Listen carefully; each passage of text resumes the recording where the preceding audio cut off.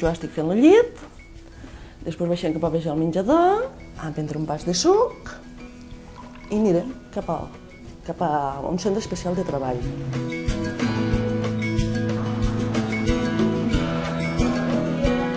Nosaltres fem el típic, els vanos, els cubanos, les neules, les tulipes, els arrugats. A veure, tot tipus de galeta menys el cubanito. El cubanito no ens surt bé. I que no ens surt bé, pues, no he d'aguantar.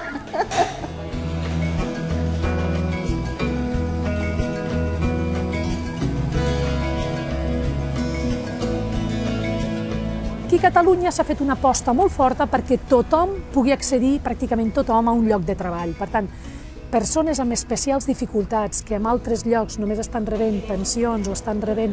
Sí, aquí s'ha dignificat molt més a la persona fent-la accessible als llocs de treball. Teniu treball a baix? Sí.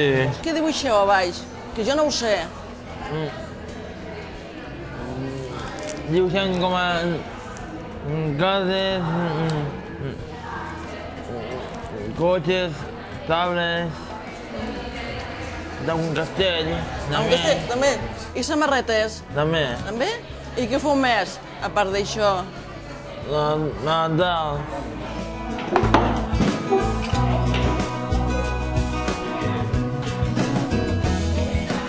Dins d'aquest centre ocupacional hi ha diverses activitats programades per donar aquesta atenció terapèutica. Les activitats són piscina, esports, l'activitat d'arti.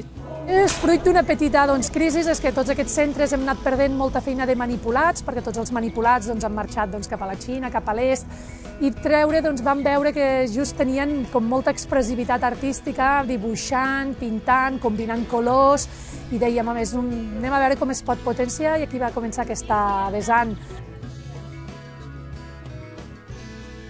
A mi m'agrada molt dibuixar un cotxe o una furgoneta, depèn de cosa que em vingui al cap.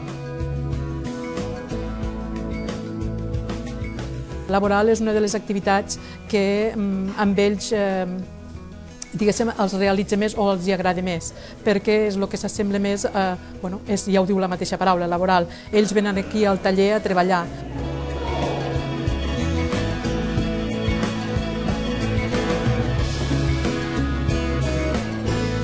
L'associació ALBA té un pressupost de 4,5 milions d'euros i actualment la retallada principalment del Departament de Treball ens afecta a 100.000 euros i que va directament a llocs de treball. Tot el país hem de fer un esforç d'optimitzar els recursos que tenim, però sens dubte mai atacant a les persones absolutament amb més dificultats en aquests moments, perquè realment la borsa de pobresa que generaria pot ser molt gran.